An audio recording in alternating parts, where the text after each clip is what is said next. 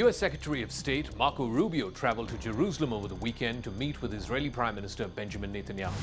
Their discussions focused on how President Trump came up with this new proposal for Gaza.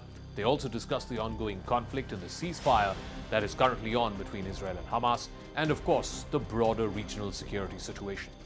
The meeting marked Rubio's first official visit to the region as Secretary of State.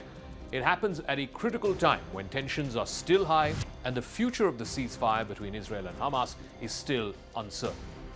One of the most pressing topics during the visit was President Trump's highly controversial proposal to take over control of Gaza and to relocate its Palestinian residents.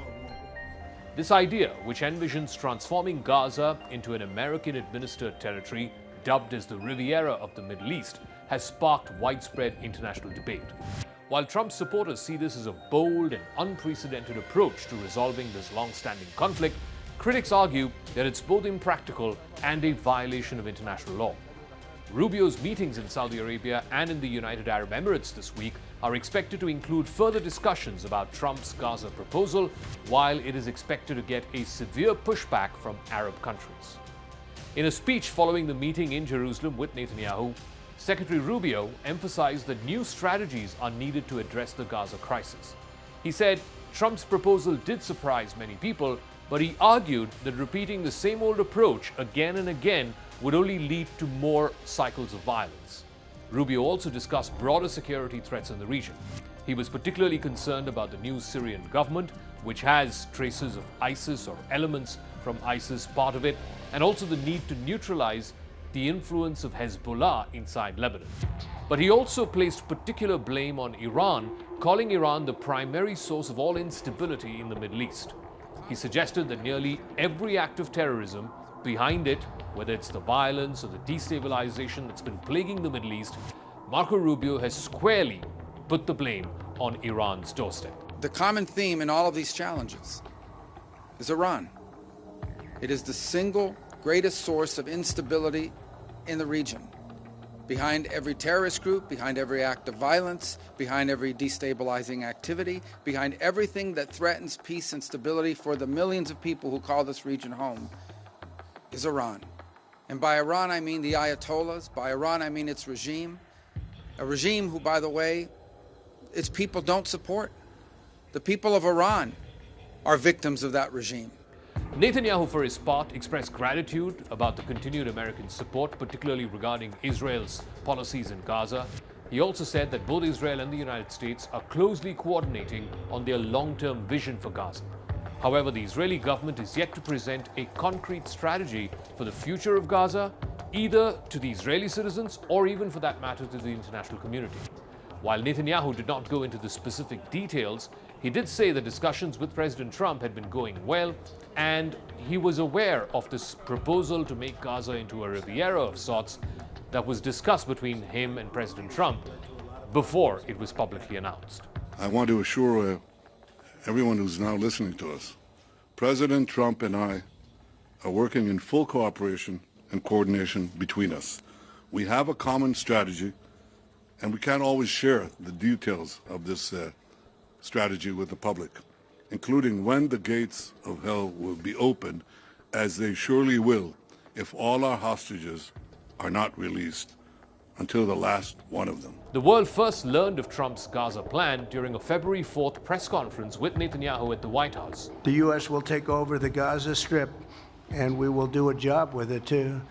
We'll own it and be responsible for dismantling all of the dangerous unexploded bombs and other weapons on the site, level the site, and get rid of the destroyed buildings. In the days that followed, Netanyahu characterized the plan as a groundbreaking and creative solution, which merited serious consideration. Later, he assured Israeli officials that he was aware of the proposal beforehand and that he had played a role in shaping it. Despite Netanyahu's support, the plan has faced widespread opposition. Some Israeli officials have questioned the feasibility of the plan. Legal scholars have been warning that forcibly removing Palestinians from Gaza would constitute ethnic cleansing and, in fact, would be a war crime. International condemnation has also been swift, with Arab countries particularly outright rejecting the idea. Past U.S. administrations under Biden or Obama regardless of their party affiliation, have also opposed such measures. President, thank you very much for having us. And King Abdullah II was one of the first invitees to meet with President Trump at the White House. He publicly stated his firm opposition to this proposal.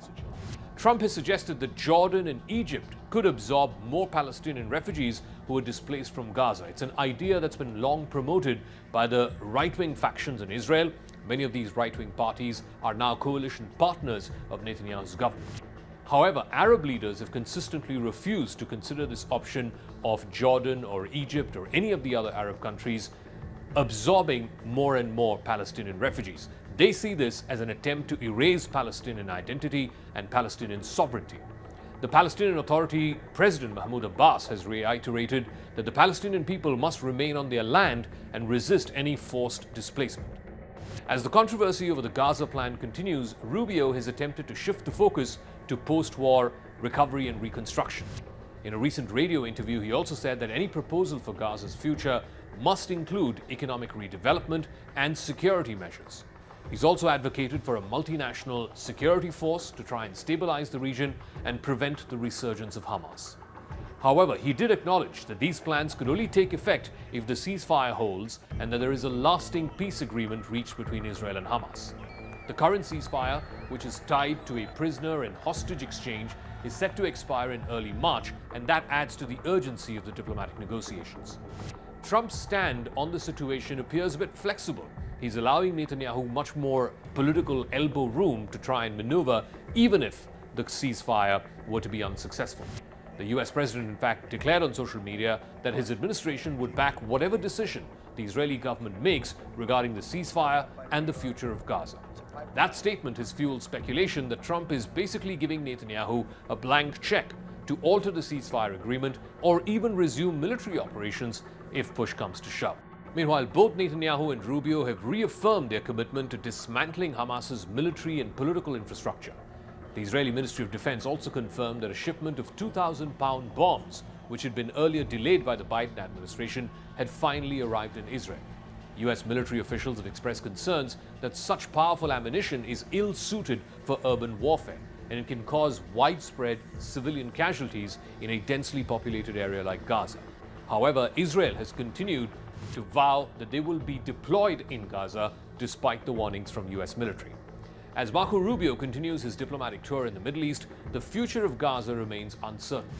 His meetings with Saudi and Emirati leaders will also have further discussions about the reconstruction efforts, about regional security, and the broader implications of Trump's proposal to make Gaza into a Riviera.